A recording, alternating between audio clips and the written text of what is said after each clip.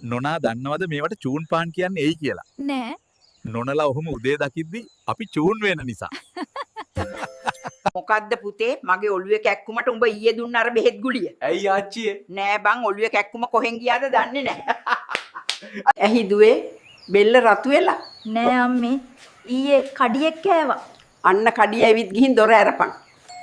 දුවේ හොද්දට ලුණු වැඩි වුණොත් ඒකට අල කැල්ලක් දාන්න. එතකොට අම්මේ අල හොද්දකට ලුණු වැඩි වුණොත් මොකද කරන්නේ? වෙනදා වගේ කාමරයට ගිහින් ෆෝන් එක ඔබපන්. සීයේ කසාද ජීවිතේ මොන වගේද? පුතා කසාද ජීවිතෙත් මේ හවඩිය වගේ. හිල් කොච්චර තිබ්බත් දාගන්න වෙන්නේ එකකට විතරයි.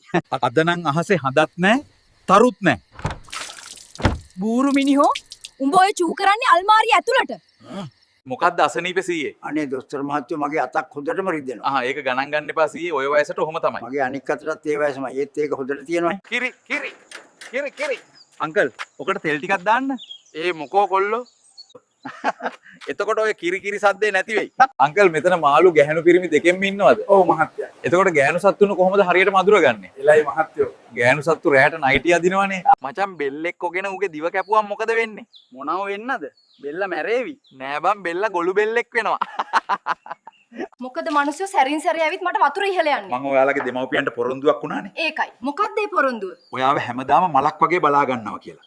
අම්මේ මම මේ බිස්කට් ටින් එකම කනවා. කන්ට එපා. මිනිස්සෙකුත් මැරුණා. මොනව වෙලාද මැරුණේ? බඩ කැපිලා. මොකද බං අතට උනේ? මං ලේ එකක් චෙක් කරගන්න ආවේ නර්ස් අතින් අත තුවාල වුණා. එයි බං දුවන්නේ. මං මුත්‍රා එකක් චෙක් කරන්න ආවේ බං. ඩොක්ටර් මට බොන එක නවත්ත ගන්න බැවේ මේ ප්‍රශ්නත් එක්ක. මීට කලින් ડોක්ටර් කෙනෙක් එක්ක කතා කරලා තියෙනවද? ඔව් මගේ ප්‍රශ්න ටික අහලා දැන් පොරත් මාත් එක්ක බොනවා. දුවේ ඔය කිරිද හදන්නේ? ඔව් අම්මේ කවිදුට. අපෝ දුවේ අපේ එක ඔය කිරි බොන්නේ නැහැ. හැබැයි අම්මේ ඊයේ රෑ නම් මගෙන් ඉල්ල බිව්වා.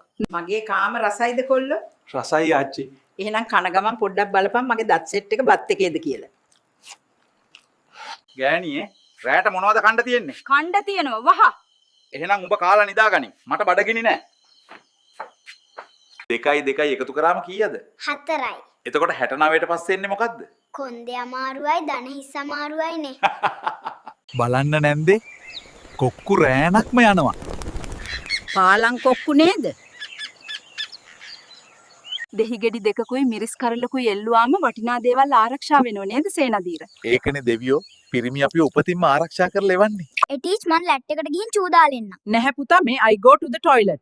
මමනේ මුලින් ඇහුවේ මං ගිහින් එන්න. අනේ මේ වගේ හරක්ටනේ මං උගන්වන්නේ. දුරකථනයේ සොයාගත්තේ ඇලෙක්සැන්ඩර් ග්‍රෑහම් බෙල් කියලා දන්නවද? අව් ටීචර්. එතකොට ඒක හැංගුව එක මොකාද? ඔයාගේ මුහුණට ප්ලාස්ටික් සැත්කමක් කරන්න ඕනේ. ඒකට ලක්ෂ 10ක් විතර යනවා. ඩොක්ටර් මං ප්ලාස්ටික් ටික ගෙදරින් ගෙනවත් ගාන අඩු වෙයිද?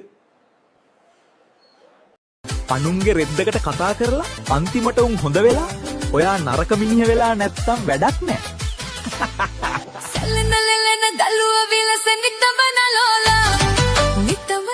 සුපුන් මොකද ඔය අදත් පරක්කු උනේ? ටීචර් අද මම 100 කෙනෙක් පාරේ අනිත් පැත්තට එක්කන් ගියා. ඒත් එයි මේ තරම් පරක්කු උනේ. ඒ 100 යන්න බෑම කිව්වා. පුතා ළඟදීම දෙවි කෙනෙක් අපේ ගෙදරට නග්ගි බබෙක් ගෙනත් දෙයි. ඔයා කැමති නේද? තාත්තේ ඔවා කියන්න එපා. අම්මා බය වෙයි. එයා බබෙක් හම්බ වෙන්න ඉන්න. මුළු ලෝකෙටම කෙලවෙලා තියෙන වෙලාවේ අවුරුදු සරුද කියලා නම් අහගෙන එන්න එපා. තියෙනවා කොකිස් සච්චුව පුකේ. බබා මම මහතයිද? පිස්සුද අනේ ඔයා නියම ගානට ඉන්නවා. එහෙනම් මාව ෆ්‍රිජ් එක ළඟට වඩාගෙන යන්නකෝ. නැහැ ඔයා හොම ඉන්න මම ෆ්‍රිජ් එක උස්සගෙන ඉන්න. සීයේ මං ඔයාට හුණා කිව්වා වගේ දෙයක් කියන්නද? කියපන් බලන්න. චුක් චුක් චුක් චුක්. චුක් එක උඹේ කලිසමස්සේ ගිහින් බලාගනින් බූරුවා. සිරිවර්ධන අයියා අතින් විතරයි ඇල්ලුවේ. සිරිවර්ධන අයියගේ අත තිබුණේ කකුල් දෙක අස්සේද?